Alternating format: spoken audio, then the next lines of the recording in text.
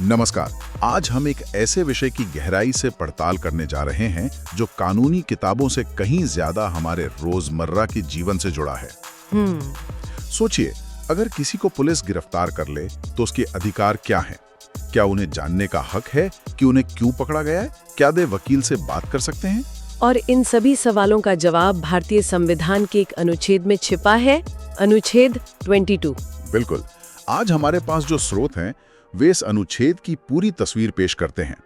एक तरफ कानूनी विशेषज्ञ के नोट्स हैं जो इसके हर क्लॉज को समझाते हैं, और दूसरी तरफ एक अकादमिक जर्नल का लेख है जो इस पर कुछ बहुत ही कह सकते हैं गंभीर और चुभने वाले सवाल उठाता है। तो इस चर्चा का मिशन है ये समझना कि अनुच्छेद 22 कैसे एक ही समय में व्यक्तिगत स्वतंत्रता के लिए एक ढाल और एक तलवार दोनों है। चलिए इस गुत्थी को सुलझाते हैं। ये समझना वाकई जरूरी है क्योंकि अनुच्छेद 22 दो बिल्कुल अलग तरह की गिरफ्तारियों की बात करता है। दो अलग तरह की? हाँ, एक है सामान्य दंड विधि के तहत गिरफ्तारी, यानी जब किसी पर कोई अपराध करने का आरोप हो। ठीक है। और दूसरा है निवारक निरोध, यानी किसी को अपराध करने से रोकने के लिए सिर्फ शक के आधार पर हिरासत में लेना। इन दोनों के नियम और अधिकार बहुत अलग हैं और यही इस अनुच्छेद को इतना जटिल और महत्वपूर्ण बनाता है। तो चलिए पहले उस हिस्से को समझते हैं जो हम में से किसी के भी काम आ सकता है, सामान्य गिरफ्तारी। बिल्कुल, ढाल वाला हिस्सा। हाँ, ढाल वाला हिस्सा। हमारे स्रोत बताते हैं कि अनुच्छेद 22(1) और 22(2) 4 मजबूत सुरक्षा कवच देते हैं। बिल्कुल। ये 4 बुनियादी अधिकार हैं जो हर व्यक्ति को मिलते हैं, चाहे वो नागरिक हो या नहीं। अच्छा, नागरिक हो या ना हो सबको? हाँ, सिवाय दुश्मन देश के नागरिकों के। हाँ। पहला अधिकार है गिरफ्तारी का कारण जानने का अधिकार। पुलिस आपको सिर्फ ये कहकर नहीं ले जा सकती कि चलो। उन्हें वजह बतानी होगी। उन्हें बताना होगा कि आपको क्यों और किस आरोप में गिरफ्तार किया जा रहा है। बल्कि सुप्रीम कोर्ट ने खेमीलाल बनाम पंजाब राज्य केस में ये भी साफ किया था कि कारण मौखिक नहीं, लिखित में दिए जाने चाहिए। लिखित में? ये तो बहुत जरूरी बात है। हाँ, ताकि कोई घालमेल ना हो। फिर आता है दूसरा अधिकार, अपनी पसंद के वकील से सलाह लेने और बचाव कराने का अधिकार। ये तो हम फिल्मों में भी देखते हैं, मुझे अपने वकील से बात करनी है। हाँ, और ये सिर्फ एक फिल्मी डायलॉग नहीं, एक संवैधानिक हक है। और ये अधिकार इतना महत्वपूर्ण है कि हुस्नारा खातून मामले में सुप्रीम कोर्ट ने कहा कि अगर कोई व्यक्ति गरीब है और वकील नहीं रख सकता तो उसे सरकार वकील देगी। बिल्कुल, उसे मुफ्त कानूनी सहायता देना राज्य की जिम्मेदारी है। समझ गया। चलिए अब तीसरे अधिकार पर आते हैं। तीसरा अधिकार है 24 घंटे के अंदर मजिस्ट्रेट के सामने पेश होने का अधिकार।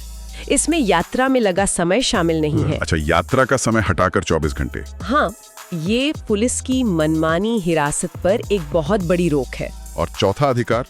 वो इसी से जुड़ा है, मजिस्ट्रेट की अनुमति के बिना 24 घंटे से ज्यादा हिरासत में ना रखे जाने का अधिकार।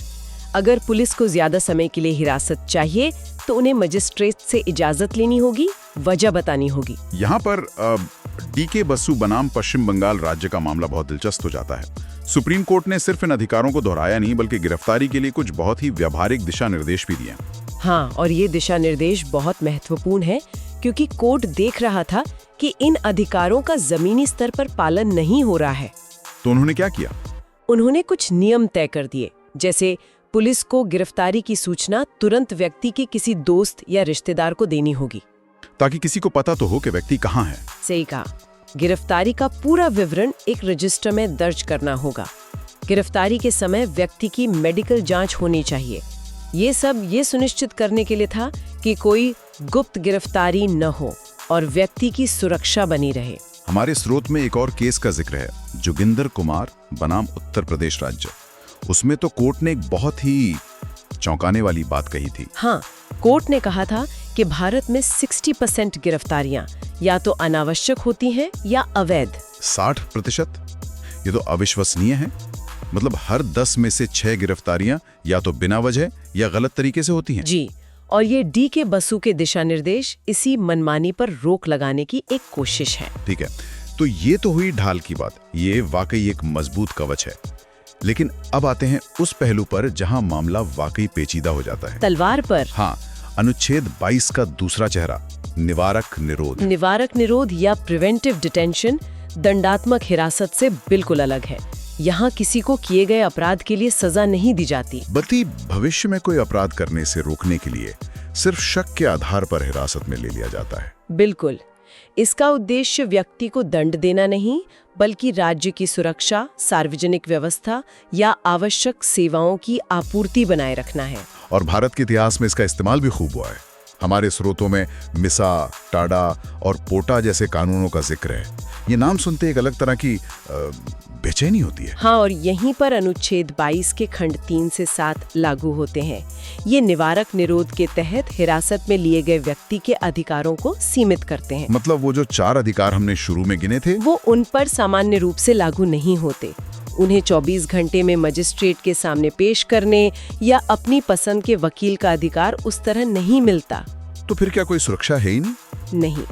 संविधान कुछ सुरक्षा उपाय देता है, जैसे किसी व्यक्ति को 3 महीने से ज्यादा हिरासत में नहीं रखा जा सकता, जब तक कि एक सलाहकार बोर्ड इसकी इजाजत न दे। सलाहकार बोर्ड, इसमें कौन होता है? इसमें हाई कोर्ट के जज होते हैं या रह चुके जज होते हैं। अच्छा, और दूसरा, हिरासत में लिए गए व्यक्ति को जल्द से जल्द उसकी हिरासत का आधार बताया जाना चाहिए, ताकि उसे पता तो चले कि उसे पकड़ा क्यों गया है। हाँ, पर इसमें एक शर्त है। अगर सरकार को लगता है कि आधार बताना लोकहित के विरुद्ध है, तो वो जानकारी रोक सकती है। 1 मिनट, ये तो बहुत बड़ी छूट है सरकार के लिए। बिल्कुल। और तीसरा अधिकार है कि व्यक्ति को हिरासत के आदेश के खिलाफ अभ्यावेदन मतलब रिप्रेजेंटेशन देने का अवसर मिलना चाहिए। यही सबसे बड़ा सवाल उठता है। हमारे पास जो अकादमिक लेख है वो पूछता है कि बिना किसी मुकदमे की हिरासत में रखने की अनुमति देने वाला प्रावधान मौलिक अधिकारों के अध्याय में क्या कर रहा है। लेखक इसे संविधान पर एक धब्बा कहते हैं। इसका जवाब हमें संविधान सभा की बहसों में मिलता है। शुरुआत में संविधान के मसौदे में अमेरिकी संविधान की तरह ड्यू प्रोसेस ऑफ लॉ का प्रावधान था। ड्यू प्रोसेस ऑफ लॉ मतलब विधि की सम्यक प्रक्रिया। जरा से आसान शब्दों में समझाइए। इसका मतलब है कि अदालतें सिर्फ ये नहीं देखती कि कानून को सही तरीके से लागू किया गया, बल्कि वो ये भी परख सकती हैं कि कानून खुद में निष्पक्ष और न्यायपूर्ण है या नहीं। अच्छा, मतलब कानून ही अगर गलत हो तो अदालत उसे भी रद्द कर सकती है। हाँ, ये विधायिका की शक्तियों पर भी एक अंकुश लगाता, लेकिन बाद में इसे हटाकर प्रोसीजर एस्टैब्लिश्ड बाय लॉ यानी विधि द्वारा स्थापित प्रक्रिया को अपना लिया गया। पर ऐसा क्यों किया गया? ड्यू प्रोसेस तो ज्यादा मजबूत सुरक्षा देता है। डर ये था कि जमींदारी उन्मूलन जैसे सामाजिक सुधार के कानूनों को अदालतें ड्यू प्रोसेस का हवाला देकर रद्द कर सकती हैं। तो डॉक्टर अंबेडकर ने अनुच्छेद 22 को एक तरह की सुरक्षा वॉल्व के रूप में पेश किया। हाँ, उनका तर्क था कि ड्यू प्रोसेस के हटने से जो नुकसान हुआ है उसकी भरपाई के लिए ये जरूरी है। उन्होंने माना कि देश की तत्कालीन परिस्थितियों में राज्य के हितों को व्यक्ति की स्वतंत्रता से ऊपर रखना पड़ सकता है। लेकिन अनुच्छेद 22 उस पर कुछ सीमाएं लगाएगा। जी, जैसे 3 महीने की सीमा और सलाहकार बोर्ड की समीक्षा। लेकिन संविधान सभा के कई सदस्य इससे सहमत नहीं थे। कौन थे वो लोग?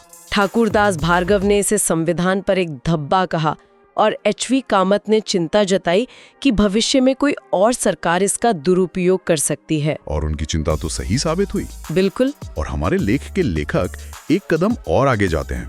वो कहते हैं कि ये सिर्फ एक मजबूरी में किया गया समझौता नहीं था। संविधान सभा ने तो पहले ही विधायकों को निवारक निरोध कानून बनाने की शक्ति दे दी थी। हाँ, ये एक महत्वपूर्ण बिंदु है। और संविधान लागू होने के ठीक 1 महीने बाद ही 1950 में बेहद कठोर प्रिवेंटिव डिटेंशन एक्ट पारित कर दिया गया। बिल्कुल। इसने एक ऐसी व्यवस्था को संवैधानिक मान्यता दे दी जिसकी जड़ें औपनिवेशिक काल के रूल ऑफ लॉ के मिथक में थी, जहां कानून का इस्तेमाल व्यक्तिगत स्वतंत्रता को नियंत्रित करने के लिए किया जाता था। और उस वक्त सुप्रीम कोर्ट को क्या रुख था?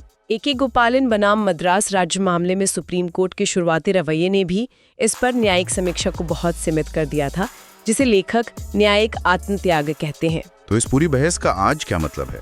क्या ये सिर्फ एक अकादमिक चर्चा है? बिल्कुल नहीं। हमारे स्रोत में हाल के एक सुप्रीम कोर्ट के फैसले का जिक्र है। तेलंगाना में एक व्यक्ति को गुंडा बताकर प्रिवेंटिव डिटेंशन एक्ट के तहत हिरासत में ले लिया गया था, क्योंकि उस पर मंगलसूत्र छीनने का आरोप था। मंगलसूत्र छीनने के आरोप पर प्रिवेंटिव डिटेंशन? जी, सुप्रीम कोर्ट ने इस हिरासत को रद्द कर दिया। कोर्ट ने कहा कि ये कानून व्यवस्था का मामला हो सकता है, लेकिन सार्वजनिक व्यवस्था के लिए खतरा नहीं है। इन दोनों में क्या फर्क है? कानून व्यवस्था और सार्वजनिक व्यवस्था। कानून व्यवस्था का मतलब है एक अपराध जो कुछ लोगों को प्रभावित करता है, लेकिन सार्वजनिक व्यवस्था तब बिगड़ती है जब किसी काम से पूरे समाज का चैन और शांति भंग हो जाए। कोर्ट ने कहा कि हर अपराध सार्वजनिक व्यवस्था के लिए खतरा नहीं होता। तो कोर्ट एक लक्ष्मण रेखा खींच रहा है। बिल्कुल। कोर्ट ने कहा कि हिरासत के लिए ठोस आधार होना चाहिए, सिर्फ शक काफी नहीं है। इससे पता चलता है कि अदालतें प्रक्रियात्मक खामियों को लेकर बहुत सख्त है और कार्यपालिका को मनमानी शक्तियों का इस्तेमाल करने से रोक रही हैं। मतलब एक तरफ अदालतें प्रक्रिया पर जोर दे रही हैं, लेकिन दूसरी तरफ ये असाधारण शक्ति अभी भी कानून की किताबों में मौजूद है। तो आज की इस गहरी पड़ताल का सार क्या है? अनुच्छेद 22 एक दो-धारी तलवार है। एक तरफ ये सामान्य गिरफ्तारी की स्थिति में एक आम इंसान के लिए मजबूत ढाल है जो उसे मनमानी से बचाता है, लेकिन इसका दूसरा चेहरा निवारक निरोध का है। एक ऐसी असाधारण शक्ति जो बिना मुकदमे के किसी की आजादी छीन सकती है और जिसकी मौजूदगी हमारे मौलिक अधिकारों के अध्याय में ही एक बड़ा विरोधाभास पैदा करती है। ये हमें उस बुनियादी सवाल पर वापस लाता है जो हमारे एक स्रोत ने उठाया है। हाँ, और हम इसी विचार के साथ श्रोताओं को छोड़ना चाहेंगे। ये देखते हुए कि निवारक निरोध का विचार ही लोकतंत्र में व्यक्तिगत स्वतंत्रता की धारणा के खिलाफ जाता है और इसका इतिहास दुरुपयोग की आशंकाओं से भरा है। क्या अब समय आ गया है कि समाज इस पर एक बुनियादी बहस करे कि क्या हमें वाकई ऐसे कानून की जरूरत है? एक ऐसा कानून जो सिर्फ शक की बिना पर किसी को महीनों तक कैद करने की इजाजत देता हो। क्या निर्दोष जब तक दोषी साबित न हो का सिद्धांत यहाँ लागू नहीं होना चाहिए?